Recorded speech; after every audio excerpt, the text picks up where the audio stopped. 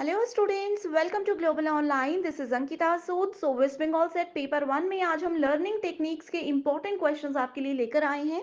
इस वीडियो से आपके लर्निंग टेक्निक्स टॉपिक तो क्लियर हो ही जाएगा, साथ ही आपको ये भी पता चलता रहेगा कि कैसे क्वेश्चंस इस टॉपिक में से आज तक पेपर में पूछे गए हैं and as it is questions भी अपकमिंग एग्जाम में पूछे जा सकते हैं।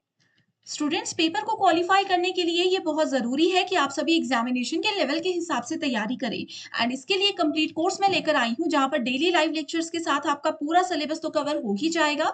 साथ ही टॉपिक वाइज एमसीक्यूज और पीवाईक्यूज भी हम आपको देते हैं। नोट्स बनाने में बच्चों का बहुत समय बर्बाद होता है, इसीलिए आपको यहाँ पर हम पीडीएफ नोट्स देते हैं जिसकी मदद से आप बहुत अच्छे से पढ़ाई कर सकते हो बिना अपना समय बर्बाद किए। साथ ही फुल सिलेबस मॉक टेस्ट है जो कि बहुत इंपॉर्टेंट है आपकी रिविजन के लिए एंड ये 5000 एमसीक्यू क्वेश्चन बैंक में से मैं आपको गारंटी देती हूँ कि पेपर 1 में 50 में से 35 प्लस क्वेश्चंस आपको यहाँ से जरूर देखने को मिलेंगे। न्यू बैच हमारा कमिंग मंडे से स्टार्ट होने वाला है। इस बैच के लिए और पूरी इंफॉर्मेशन के लिए आप या तो गिवन नंबर्स पर कांटेक्ट कर सकते हैं या फिर कुछ फ्री कंटेंट के लिए भी आप ग्लोबल ऑनलाइन ऐप को डाउनलोड कर सकते हो ताकि आपको पता चल जाए कि कैसा ये कोर्स है और कैसे हम आपको सर्विसेज प्रोवाइड करवाते हैं। सर्च बार में कोर्स को सर्च कीजिए, कंटेंट पर जाओगे तो English Hindi bilingual separate courses आपके सामने आ जाएंगे जहां पर आपको यूनिट वाइज फोल्डर्स मिल जाते हैं। इसका ये फायदा है कि आप चाहो तो किसी भी यूनिट में एमसीक्यूज या थ्योरी के जरिए अपनी तैयारी शुरू कर सकते हो एंड यकीन रखिए ये बहुत इंपॉर्टेंट कोर्स है जो कि आपको एग्जाम में बहुत अच्छा स्कोर करने में मदद कर सकता है। Which of the following is a learner centric teaching method. So देखिए, लर्नर सेंट्रिक मेथड वो होता है जिसमें एक स्टूडेंट, एक लर्नर बहुत ही ज्यादा एक्टिवली पार्टिसिपेट करते हैं। प्रॉब्लम सॉल्विंग टेक्निक्स यहाँ पर बच्चों को सिखाई जाती है। ऑप्शंस हैं डेमोन्स्ट्रेशन। सो देखिए, डेमोन्स्ट्रेशन हमारे पास एक टीचर सेंट्रिक मेथड होता है क्योंकि इसमें स्टूडेंट्स पार्टिसिपेट नहीं करते, स्टूडेंट सिर्फ सुनते हैं, ध्यान से टीचर्स को देखते हैं। ड्रिल एंड प्रैक्टिस, इसमें ये भी एक टीचर सेंट्रिक मेथड है क्योंकि इसमें जो भी चीजें होती है, जो भी टॉपिक होता है, वो डायरेक्टली जबरदस्ती स्टूडेंट्स के माइंड में ड्रिल किया जाता है, हम ऐसे बोल सकते हैं। ठीक है, उनको जबरदस्ती वो चीजें सिखाई जाती है बिना प्रैक्टिकल अप्रोच के। सो ये भी एक टीचर सेंट्रिक मेथड है। नेक्स्ट ऑप्शन है question answer. So question answer technique में आंसर्स तो देखो देने का काम स्टूडेंट्स का है, बट क्वेश्चन पूछते हैं टीचर्स, उसकी एक्सप्लेनेशन देते हैं टीचर्स, क्वेश्चंस रेडी करते हैं टीचर्स, तो इसमें भी स्टूडेंट्स एक्टिवली पार्टिसिपेट नहीं कर पाते। सो लास्ट ऑप्शन है कोऑपरेटिव लर्निंग, जो कि एक सही ऑप्शन है। कोऑपरेटिव लर्निंग में स्टूडेंट्स को एक एक्टिविटी दे दी जाती है एंड स्टूडेंट्स को ये कहा जाता है कि उस एक्टिविटी में आप पार्टिसिपेट करो। बहुत एक्टिवली स्टूडेंट्स को पार्टिसिपेट करने सिखाया जाता है। इससे उनके लर्निंग एक्सपीरियंसेस को इम्प्रूव किया जाता है। सब्जेक्ट की अंडरस्टैंडिंग को जो है इम्प्रूव करने में कोऑपरेटिव लर्निंग बहुत ही ज्यादा इंपॉर्टेंट होती है। सो ये बहुत इंपॉर्टेंट क्वेश्चन है। Which one of the following strategies is not an element that defines true cooperative learning? So ये भी cooperative learning का ही एक क्वेश्चन है। यहाँ पर पूछा है नॉट एन एलिमेंट। ठीक है, सो कोऑपरेटिव लर्निंग हमने डिस्कस कर लिया। ऑप्शंस है positive interdependence and individual accountability, competition, group processing, collaborative and social skills. So देखिए, कॉपरेशन के साथ मतलब इसमें क्या होता है, बहुत सारे 5-6 स्टूडेंट्स का एक ग्रुप बना दिया जाता है, उनको एक एक्टिविटी दी जाती है। ये तरीका जो है लर्निंग का, ये स्टूडेंट्स को कोलैबोरेट करने में मदद करता है, स्टूडेंट्स को सिखाता है कि एक साथ मिलकर आपको कैसे किसी प्रॉब्लम का सॉल्यूशन ढूंढना है। तो ये तो सही ऑप्शन है, बट यहाँ पर हमें नॉट ढूंढना है, तो इसलिए इसको हम गलत कर लेंगे। ग्रुप प्रोसेसिंग, ग्रुप में पार्टिसिपेट करते हैं बच्चे, तो ये भी आंसर नहीं होगा। नेक्स्ट है positive interdependence and individual accountability. ये ग्रुप में जो एक्टिविटी दी जाती है, इसमें हर एक स्टूडेंट को अलग अपना एक इंडिविजुअल टास्क दिया जाता है जो कि उनको करना तो ग्रुप में ही है, बट इंडिविजुअल भी कुछ परफॉर्मेंस उनको करनी होती है। तो ये वाला भी आंसर गलत हो जाएगा, तो हमें नेगेटिव पॉइंट ढूंढना था जो कि है कॉम्पिटिशन।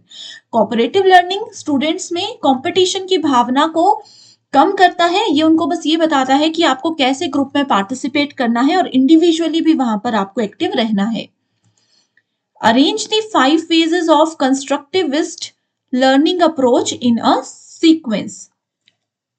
देखिए, पहले मैं आपको बताती हूँ कि कंस्ट्रक्टिविस्ट लर्निंग अप्रोच यानी कि रचनात्मक शिक्षण दृष्टिकोण क्या होता है। कंस्ट्रक्ट ये हमें क्या करता है, कुछ कंस्ट्रक्ट करने में मदद करता है।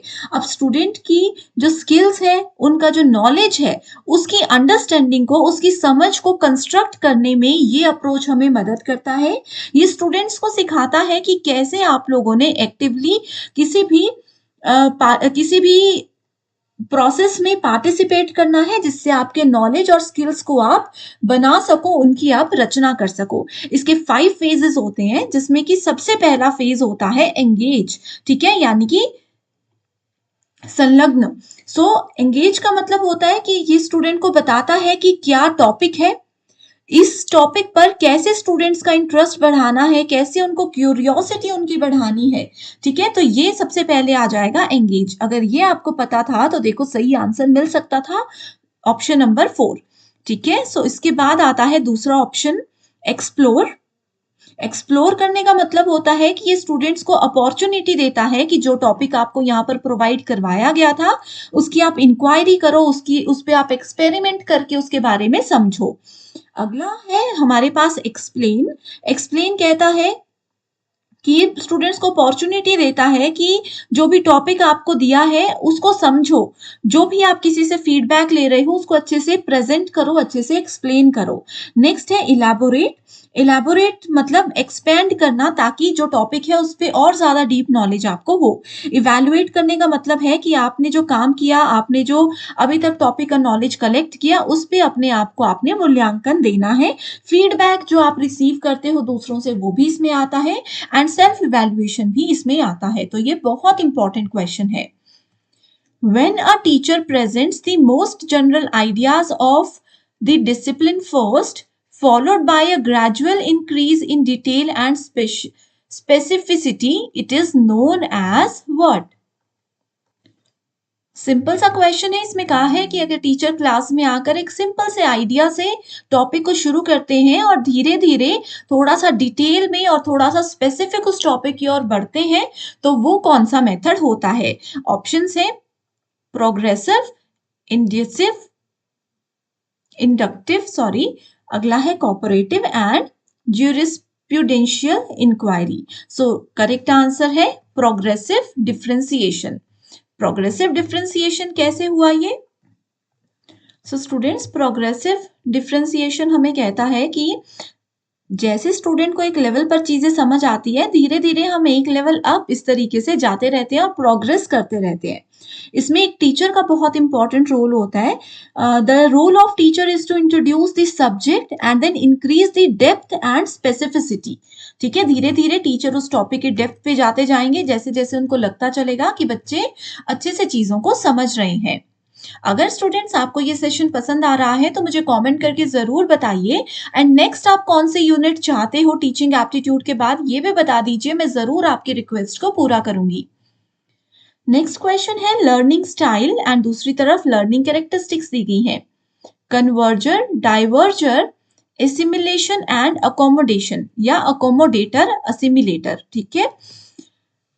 बहुत इंपॉर्टेंट क्वेश्चन है। इसमें देखिए, मैं शुरू करूंगी असिमिलेटर एंड अकोमोडेटर से, ठीक है। असिमिलेटर होता है abstract conceptualisation and reflective observation, and accommodator का मतलब होता है concrete experience and active.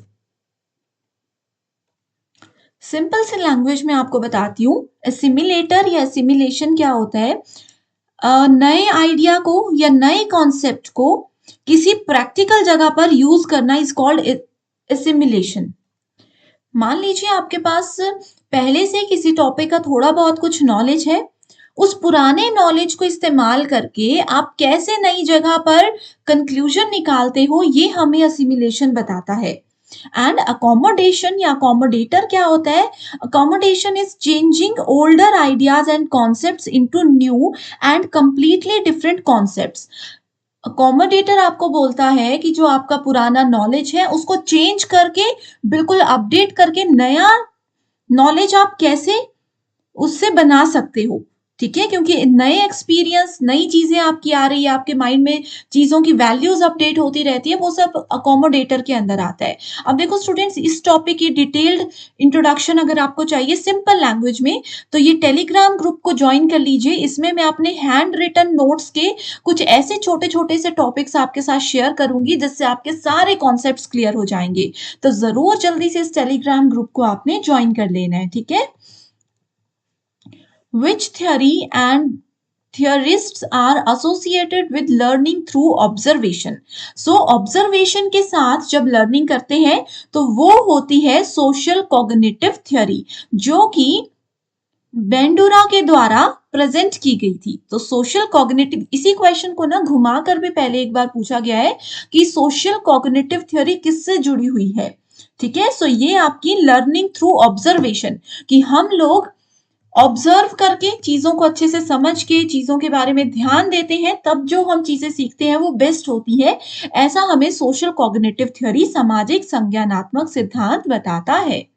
Next question, what is the process of observation? Scaffolding. अब देखो, जो बच्चे मेरे क्लासेस में रेगुलर आ रहे हैं उनको स्कैफोल्डिंग का मतलब पता होगा। कल वाले लाइव क्लास में भी मैंने बताया, अब मुझे आप लोगों से ये होमवर्क का आंसर चाहिए कि बताओ स्कैफोल्डिंग का क्या मतलब होता है। What is the process of observation, scaffolding, and increasingly independent practice through which a learner can advance towards expertise? So correct answer है cognitive apprenticeship. So जब भी हम स्कैफोल्डिंग की बात करते हैं, ऑब्जर्वेशन की बात करते हैं, तो हमेशा कॉग्निटिव पॉइंट्स को हमें ध्यान में रखना होता है। फैक्टर्स इन्फ्लुएंसिंग लर्निंग, कौन कौन सी चीजें हैं जो कि लर्निंग को इफेक्ट करती हैं, और इलस्ट्रेशंस दिए जैसे कि साइकोलॉजिकल, सोशो कल्चरल, इंस्टीट्यूशन या फिर टीचिंग लर्निंग। सो इसके आंसर पे जाते हैं डायरेक्टली। सो देखिए, साइकोलॉजिकल मतलब किसी के मेंटल लेवल, किसी की इंटेलिजेंस की बात कर रहे हैं। सोशो कल्चर, किसी का सोशल एनवायरनमेंट क्या है, वो कैसे बिहेव कर रहे हैं, ये उनके फैमिली पर डिपेंड करता है, right. Institution, faculty relationship, right, faculty क्या है, उनके साथ क्या रिलेशनशिप है, that is related to institution. And teaching learning is related to methods of teaching, कि कैसे मेथड आपके टीचर्स यूज कर रहे हैं आपको पढ़ाने में। Which among the following is not related to characteristic of cooperative learning? So देखिए, cooperative learning की characteristic क्या नहीं है, बहुत इंपॉर्टेंट क्वेश्चन है।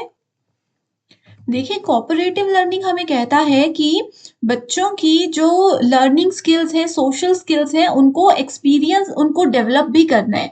तो ये तो सोशल स्किल है, ये तो कोऑपरेटिव स्किल है, बट हमें नहीं ढूंढना है, तो इसलिए ये आंसर गलत है। अगला है building positive relationship with students, students और टीचर के रिलेशनशिप को भी, और आपस में स्टूडेंट्स के रिलेशनशिप को भी पॉजिटिवली बिल्ड करने में हेल्प करता है, तो ये भी गलत हो जाएगा। इंडिविजुअल अटेंशन, मैंने बताया था कि इसमें ग्रुप्स जरूर बनते हैं, लेकिन इंडिविजुअल भी टास्क उनको पूरे करने होते हैं, तो ये भी गलत हो जाएगा। नॉट पूछा है, तो students feel overloaded with too much work in group, group में स्टूडेंट्स को इतना ज्यादा काम दे दिया जाता है कि वो बहुत ज्यादा ओवरलोडेड फील करते हैं, तो ये वाला ऑप्शन सही होगा। In which of the following learner-centered methods students are first presented with challenges? Students को पहले कुछ challenges दिए जाते हैं, उसके बाद उनको समझाया जाता है। Self learning, active learning, inductive teaching and learning, या फिर कोऑपरेटिव लर्निंग। सो कोऑपरेटिव लर्निंग में ऐसा बिल्कुल भी नहीं होता है, ठीक है। कोऑपरेटिव लर्निंग में स्टूडेंट्स को चैलेंजेस नहीं दिए जाते हैं, उनको बस टास्क दिए जाते हैं। एक्टिव लर्निंग में भी चैलेंजेस नहीं दिए जाते, और सेल्फ लर्निंग में तो बिल्कुल भी ऐसा नहीं होता है, ठीक है। लर्नर सेंटर्ड अप्रोच बोला है, सो ये है इंडक्टिव टीचिंग एंड लर्निंग। सो सही आंसर है ऑप्शन नंबर 3। मैं उम्मीद करती हूँ स्टूडेंट्स, ये सभी क्वेश्चंस आपने अच्छे से नोट किए होंगे। एग्जाम में यूजीसी नेट में स्पेशली ये जरूर आ सकते हैं, एंड जो टेलीग्राम ग्रुप मैंने ज्वाइन करने को कहा, उस पर मेजर फोकस रखिए। सारे हैंड रिटन नोट्स या इंपॉर्टेंट कॉन्सेप्ट्स वहां पर भी हम डिस्कस करते हैं। So thank you so much, and I wish you all the very best.